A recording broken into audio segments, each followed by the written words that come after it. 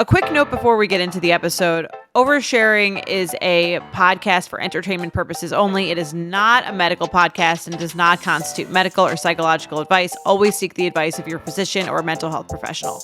Hello and welcome back to Oversharing. I'm Jordana Abraham. And I am Dr. Naomi Bernstein. So great to be back with you. It's been a minute since we have recorded. Very excited. You're back from vacay. I've had serious FOMO watching and getting all the pictures of you guys in Hawaii. Tell me about the trip. Totally. So it's funny because thinking about talking about it, I was like, how much do people really want to hear about someone else's Hawaiian vacation while they're grinding through their Tuesday? Well, here's what I like to do for trips is give me because I totally understand that thought. Give me the peak and the pit of the trip. Give me the best part and the worst part of the trip. All right. Cool. Let's do it. That's start what I like to do. Yeah. So I'll start with the pit, which was interesting. The pit was, as we're researching, resorts to stay, I'm reading through all the reviews and, what people have to say and like dreaming about this Hawaiian vacation. And somebody's writing, the beach in front of this area of the hotel is a little rocky. And I'm like, people, it's Hawaii. It's the beach. Like, who cares? Like, it's a little bit rocky, whatever. Everyone's getting all like, well, you want to stay in this tower versus this tower because this one, the beach is nicer. And I'm just like, whatever. Everyone's being neurotic. Long story short, first day, we get to the beach. We're hanging out in the ocean. It's super cool because there's basically a little coral reef, AKA rocky beach, right in front of our hotel. So you can put on a mask and snorkel and see colorful fish right off the beach. But the pit was day one, Lila's swimming. She slices the bottom of her foot on a piece of coral, pretty deep. Wow. It was open wound. Ooh. Was she okay? It's that's literally like in Forgetting Sarah Marshall. Do you remember that scene? This is day one, which was, I was like, oh God, because we have hikes planned. We have all this active stuff going on. So she, when you get hurt in the ocean, at first you're kind of like, oh, that kind of stung a little, but no big deal. It kind of doesn't, you don't see it bleeding. It's no big deal. I get her out. I see that it's pretty deep. And so I'm like, oh gosh, I don't know what to do here. Does this need stitches? It's not easy. I find some security guard guy with a first aid kit to come over and look at it. And he's kind of doesn't really think it seems like a big deal. He's like, oh, this is no big deal. We're on the sand. He puts cleans it and puts a Band-Aid on it. And I'm like, all right, this isn't really going to do much. We have to get off this sandy beach. Anyway, turns out it's the whole, we're just keeping it clean, doing the whole thing. And then I'm like, well, the guy said it didn't look that bad. No big deal. So we clean it up. We get it. She's still kind of hanging out I'm like, we're not going to let this ruin our trip. So we get out keeping it clean. The next day we go, they have a little water slide at the pool. So the kids are going down the water slide. She's like, Mom, the guy who's the water slide attendant is the same guy who cleaned my foot. It's a one-man operation. Is he also the concierge? Probably. Yeah. So I'm like, okay, great. Maybe and this he's guy's the maid. Yes. And not only that, we go up. So I go up to go to the water slide with them. After I'm like, all right, the guy said, the first aid guy said it's really not that bad. So I go to the water slide and there's this little kid going down the water slide. It looks like he's maybe 4. He's standing there waiting for the guy to tell him he can go. And I look up, I'm like, what's taking so long, this line? And the guy's sound asleep. The top. It's the same security guy. Same security guy that's cleaning her foot, telling me it's no big deal. I'm like, all right, it's no big deal. So the nurse, the intern, the nurse, sound asleep at the top of the kids' water slide. Where did you find this hotel? Yeah, not safety A+. Was she fine though? She was fine. I mean, we had to it was a constant. Every time we did something, I was to the wound. Okay. Tending to the wound after 3 times a day, whatever we did, I let her do whatever. I'm like, we're not going to we did surfing lessons. We did snooba, which was really cool. We did all these really fun things. I'm like, I'm not going to let this ruin it. We're just going to keep it clean. It's on the bottom of her foot. What's the worst thing that could happen? She has a scar on the bottom of her foot. Okay. So we just kept it clean. And then we did, after we had like a day and a half of keeping it dry, it really kind of closed up pretty quickly. And we did surfing lessons. And the guy at the surf lesson place was like, oh, that's a reef tattoo. She's cool. So once I told her it was called a reef tattoo, then she was like, all right. She's cool. Right. Now she's a real Hawaiian. A real Hawaiian. Real surfer girl. Real surfer girl. She's got a reef tattoo. So that was the pit. Just dealing with that 3 times a day, cleaning it constantly. But I was proud of myself once it started closing up. I'm like, all right. I was like, you could be the hotel nurse. I should have been. And water slide attendant. So we did it. It's fine. It's healed now. But, in that moment, I'm like, oh my gosh, this is going to ruin our whole trip. We're not going to be able to hike. We're not going to be able to do the surfing thing. We're not going to be able to do all these things. But we made it work. Didn't let it ruin the trip. So that was the pit. The peak was one of the coolest experiences of my whole life, which was, this was basically her, Lila's bat mitzvah trip. She didn't have like a big party. We did this instead. So we did a Shabbat Friday night service at the top of Mount Haleakala. Oh, cool. Which is, I've been there, which is so cool. Yeah. It's like the most spiritual place I've ever been in my life. Like you just felt like you were almost like touching the heavens. Yeah. You're like in the clouds. Yeah. A drive is terrifying, but. Right. So here's the situation. It was a peak. It was incredible. Literal peak. Literal physical peak. Yes. Yes. The whole experience was really cool in just having the service up there and like having it be so spiritual. But the drive is brutal. Jeff did it.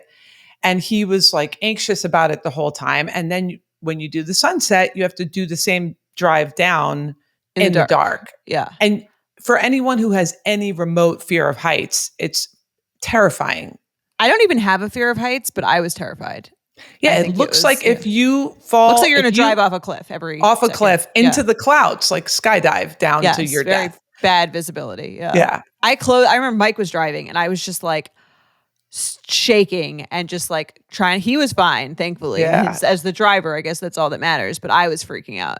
Yeah, it's intense. So I was the opposite. I was kind of fine. Jeff was a little freaking out. He was driving. I probably should have driven, but it was awesome. We get up there, but the whole time there's kind of like this looming cloud of like, we've got to get back down in the dark. So we get up there, we do the Shabbat thing. It was so meaningful, beautiful. Her whole speech, which you heard, she kind of did a version of it again, which was about kind of like, holding the spirit of God in your heart without needing to be in a synagogue or just being able to carry with you that feeling of being close to God wherever you go. And it was just so perfect for the place where you felt we were not in a Jewish place at all, but you felt so connected because it was just this beautiful scenic place. So that whole thing was awesome.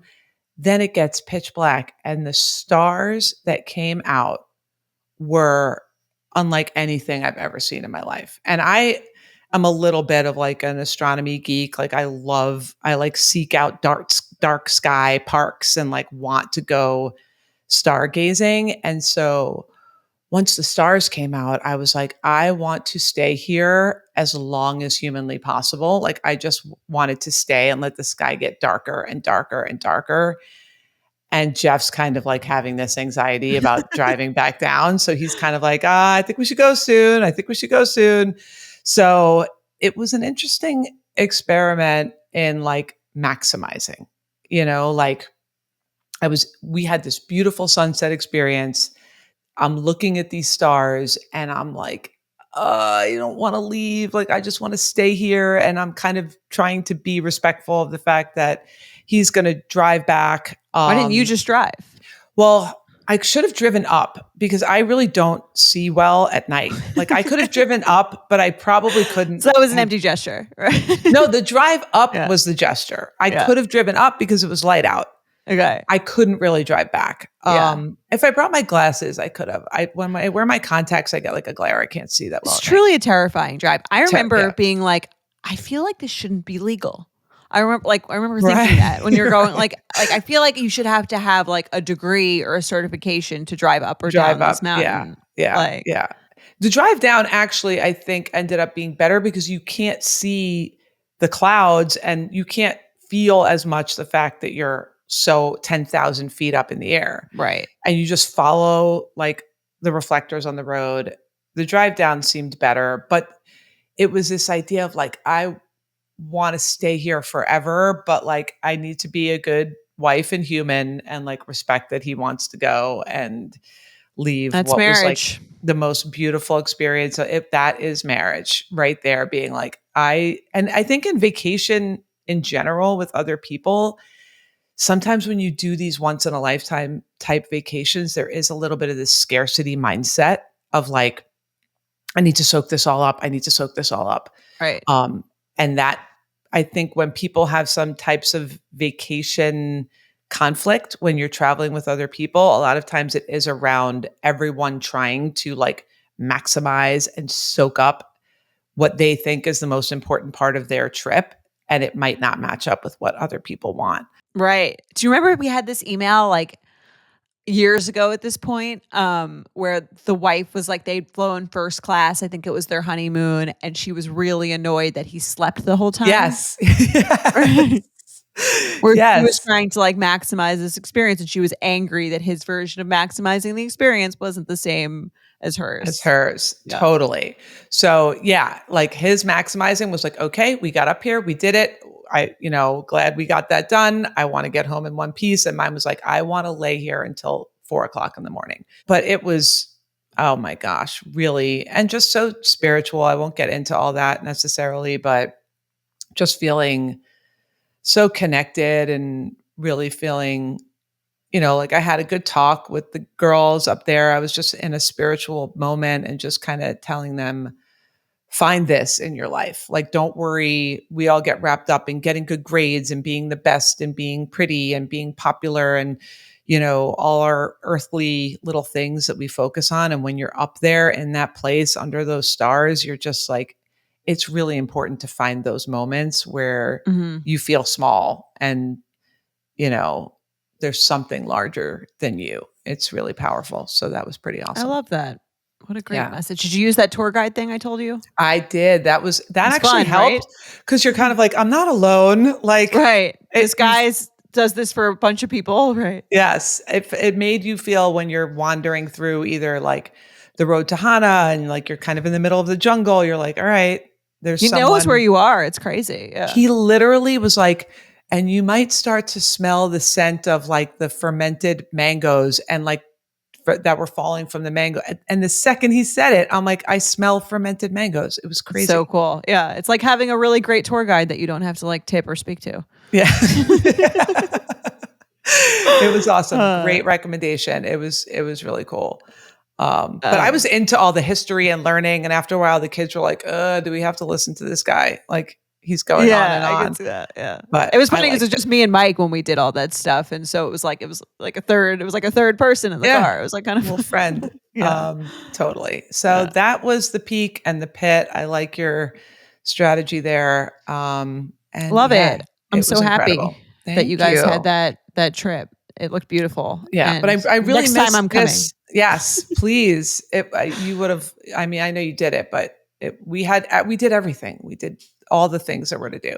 We fulfilled all of our Hawaiian dreams there. But I really did after, towards the end, I miss doing this. I miss my patients. I miss my groups. I miss my regular life. It's a sign you've got a good life. Yeah. And I missed having like some alone time, which work is a little bit of my alone time. Family time is great, but I like my life outside of that too. So yeah. Beautiful. Good stuff. Yeah. I love it. Well, welcome back. We missed you. I missed you. I miss you too. Good to see you. Yes, but all right. So let's get into our show. Guys, if you want to leave us a voicemail, we have one at the end of this episode. You can leave us a voicemail 646-363-6294. Or, if you guys, there's so many ways to interact with the show. We're on YouTube. If you want to watch us instead of listening, I know a lot of people prefer YouTube. You can go to youtube.com/oversharingpod and you can watch us there. You can leave some YouTube comments. I read it all. Or you can subscribe, get 2 extra bonus episodes a month. You get all the episodes ad-free and a day early if you're a subscriber. We love our subscribers. Episodes are out every second and fourth Thursday of the month. Or if you really want to get the full Oversharing immersive experience, you can join one of Dr. Naomi's therapy groups. How do they do that? Yes, come join us. NaomiBernstein.com has all the info on all the groups. We would love to have new group members. We do have a new little wave that I started since I was going to be away. We have a few new people starting, but more are always welcome. And if we don't have room, I will keep you in mind when room opens. But yeah, come join our community. It really is super supportive. And you get all the tips and tricks and tools, but you also get the community behind you too. So it's an awesome place. Come join us. NaomiBernstein.com. Yes. All right. Check it out.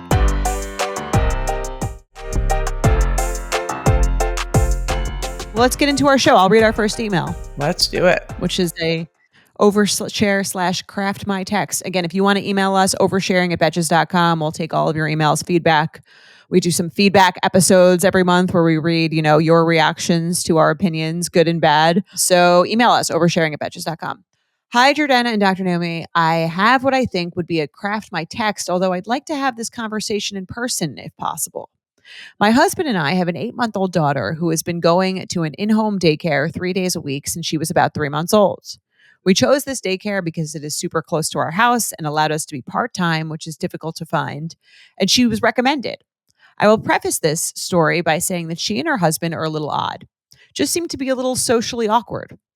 She also happens to live next door to my brother and sister-in-law. Last week, I got a text from my sister-in-law that said that she had accidentally opened a package meant to go to my babysitter's house and sent a picture of what's inside. I'll attach the photo. So she did. Inside, there were 2 books written by a priest about the exorcisms he has performed over his lifetime. One of the titles is An Exorcist Explains the Demonic. I immediately responded with, what the fuck? Everyone in our lives has gone through possible explanations for this, with the main and safest one being my babysitter's husband seemed to be the kind of guy who will read all kinds of nonfiction. Fine, but I'm still so weirded out by this. I did ask my sister-in-law to give them to me so I could return them and have that be an easy way to open the conversation, but she decided to put them on their porch quickly. Tough. Yeah. There's no way I'm going to be able to just forget this and move on. My question is, do we A, try to bring it up, B, find a new daycare, C, do nothing? I think I would like to try to bring it up and casually be like, hey, so why do you read about exorcisms? But how the hell do you do that? Thanks for all your help with this crazy situation. Signed, a romantasy reader, not an exorcism reader. And she attaches the picture, which is basically her sister-in-law sending her the 2 pictures of the books, saying, I accidentally opened a package that was delivered to my house thinking it was mine until I opened it and it is the next door neighbor's. And then like a kind of like a shocked emoji, smiley face. What do you think? I think her train of thought on this is right on. I think she should have an in-person conversation, and I think she should have a conversation. I get the idea. I went back and forth. I could not decide. Yeah. I get the idea of like, oh, he could just be like exploring all types of nonfiction, but there's 2 books, not one. So 2 books is a passion. 1 book is an exploratory. Yeah. I mean, he could have gotten the idea of this in 1 book, but he did want 2 perspectives on exorcisms. And I think either way, it's a good opportunity for her to not be a people pleaser, avoidant, and just bring it up like she would with a friend in the respect of like, my sister-in-law, sent me let me know that you got these books. And if I'm being honest, I really wanted to find out what your interest is in that because it's a little creepy. I think anyone who would deny that the idea of someone having an interest in exorcism is creepy is lying. Like, right. I agree. And I think that I don't know that she has to use the word creepy, but I don't think it would be the worst thing if she was just unsettling. really unsettling. Yes. Unsettling, I think, is less judgmental than creepy. Yes. Yes. Weirdo. Unsettling, I think, is like a fair feeling to have. Right. Maybe. I don't know. I think agree with she you, can't yeah. ignore it. Like she said, she can't ignore it. The reason I think she can't ignore it is because the stakes are very high. This is like where she leaves her child, right? And I think Yes. to leave your child somewhere, you have to have a lot of trust. I think it would be different if it was like her dry cleaner she saw Yes. this from, even her like, honestly, even like her doctor or her like someone who you like saw and everything. It requires trust, yes, but less. The stakes are lower, or like you're there for every interaction that's meaningful Yes. with that person. I think this is someone where you're leaving your kids there. And I think that another important part of the email is that she said there's something a little odd or a little off or a little awkward about them. And I think that that's sort of like a gut feeling. And I think you can easily explain that away or like kind of not want to feel like judgmental or whatever. But I think if it's your kids, the stakes are high enough that it would make sense that you'd really want to have this conversation. And if you still kind of felt uneasy after the conversation, or you didn't feel like you got an answer that made you feel like it was totally fine, I think it would be okay to be like, this just doesn't feel right. I think I'm just going to put my kids somewhere else. I know this was like ideal in a lot of ways, but there's just something that I can't put my finger on here that I just don't. Because I'm sure like when you leave your kids with someone, there has to be like a gut feeling of like, I trust that they're going to be okay with this person. Yes. It's just also not worth the space that it's going to take up in her head worrying about this if she doesn't address it. And I totally agree. If this was even a good friend, okay, to each their own. You want to do Right. exorcisms in your spare time? Not my problem. And also because the baby isn't old enough to speak or share or report at all. Right. So this is a very small baby that you can't even have any, if it was like a 4-year-old or a 5-year-old that could kind of share a little bit What'd you about do at daycare today? yes. Yeah. Oh, well, Mr. So-and-so, put this baby up against whatever. I don't even know what happens in an exorcism, but like, remove the devil from me. Yeah. Right. So yes, I definitely agree. All the little pieces line up to, I agree, she can't ignore it. It could be nothing. It could be an interest. Oh, he's he's writing a paper on the history of exorcisms. He's doing a documentary on whatever. It could then great. You'll figure out he's a history teacher and he's teaching a course on this, and this is part of what he's teaching. Yes. Fine. I agree. In person, I think you should first apologize for, the way you came across this information, which is like, again, like it feels a little bit like an invasion of privacy to open someone else's package and then tell everyone about it. Yes. So I think you could say, hey, like, my sister-in-law accidentally got your package. I'm so sorry she opened it. She mentioned she opened it by accident. Really sorry that she did that. She did happen to tell me though that she saw these books in it. I felt a little unsettled just given the nature of the topic. Yes. Would you mind just letting me know like why you're reading these or like what your interest in that is? Yes, what your interest. I love unsettled, curious about what your interest is in this.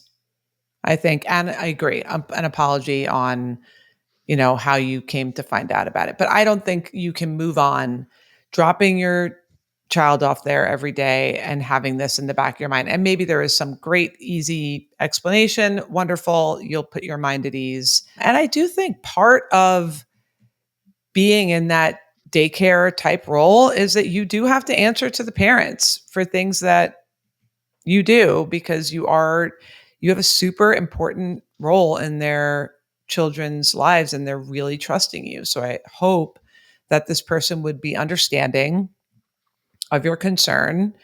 And if they're not, then that's also a sign that maybe this isn't, Right. if they get super defensive and angry and annoyed and whatever, then there's, I'm sure, other places where you can take your Right. child. I mean, you're a therapist. Let's say you had one of your patient's sister-in-laws live next door to you. You had ordered this book and they said something. I feel like you'd be like, I understand that. That makes sense. Totally. Especially if I was dealing with a minor, right? Like if it's an adult, I feel like it's a little bit different. Right. They can judge and make their own assessments. They could make their own assessment of like whether or not, I don't know, if I got a book on like S&M or something and my neighbor got it and like, we're like, oh, this is concerning because my sister is your patient. I'd be like, what I do privately right. in my life isn't going to affect your sister who's an adult.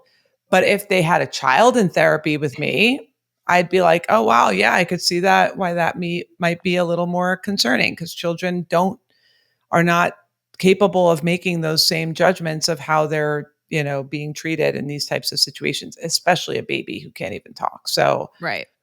All right. Free reign to say something. Definitely should. This is validated. This is weird. Okay. Yeah. Yep. All right. Well, I would love an update on this one. Let us know. I know it's going to take a lot of courage. This is not an easy conversation. It's going to be, just expect, it's going to be awkward. There's no way to do this without it being awkward and uncomfortable, but breathe. You can do it. You can have hard conversations. You can do hard things. It's going to be worth it in the end to get a little more information. Yes.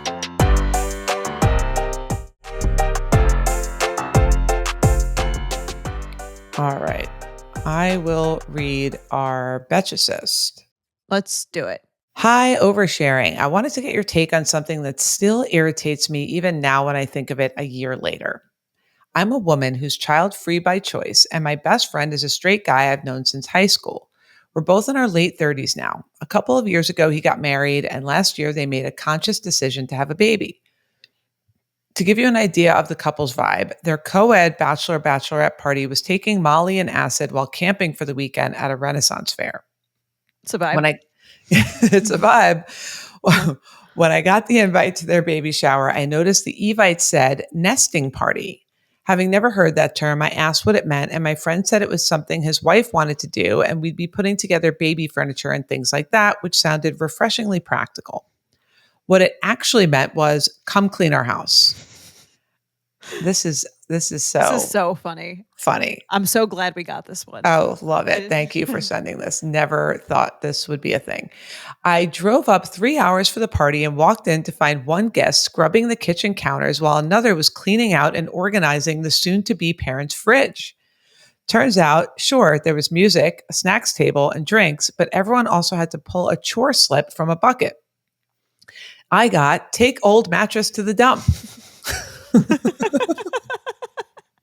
That's such a difficult one. Like, that's got to be the bottom amount. The worst. I wouldn't even do this for myself. Not at all. My car can't fit a mattress, and I've never even been to the dump in my own hometown. My best friend had to leave his own baby shower to drive me and the mattress to the dump in his SUV. I paid $30 so we could enter the dump, wrangle the mattress out of the SUV, and then push it into a trash pile in the stinkiest building I've ever entered. When we got back in the house, someone was deep cleaning their dog hair covered car. Another friend was reorganizing their very full garage, and others were doing various house cleaning tasks across the premises. Because visiting the dump apparently wasn't enough, the mom-to-be gave me another chore slip for vacuuming the floors. You did that quick. Here's another. Oh my God, this is like mom. I could see her having this party. Yeah. Look, I'm down to build a crib, which the grandparents actually did during the party. But deep cleaning your cluttered, borderline college dorm level dirty house, what the fuck? When the mom-to-be said how nice it'd be to bring the baby home to a now clean house, I asked why they didn't just use the registry, which was optional, and included baby basics and a link to the baby's college fund, to ask each of the 20 plus guests to donate $20 so they could hire a professional cleaner. She looked at me blankly. then said she preferred this way because it felt more meaningful and made her feel supported by her community. The baby wasn't even due for another 2 months, so I'm pretty sure all that cleaning was irrelevant by the time the baby came home. Bonus epilogue. Since I was still in town the next day, I was over at their house when we discovered one friend had been told the wrong date for the shower. When he showed up, now a day late, the pregnant mom handed him a leftover chore slip and made him mop the kitchen floor before he could hang out with us. A year later, and I still haven't recovered from the audacity. I didn't realize your labor required my day labor. This is the craziest thing I've ever heard. I can't. I'm laughing so hard at this. Like, she's Honestly, going to it's be worth it for the story, I think. worth it for. She's going to be a great mom. I wish I could organize my family in this fashion, just handing out chore slips unabashedly, no shame.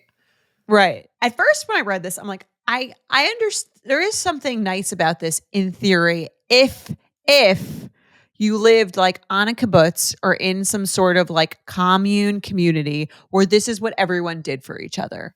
Like, Yes. it's your turn to have almost like a much more insane, much more intense version of the meal train where it's like an expectation and like everyone does it. And like, okay, like, now there's just sort of like the community where that's what everyone does. To do this on your own As a pioneer of the nesting party is insane. I don't think I could be friends with these people after this. I The mattress to the dump.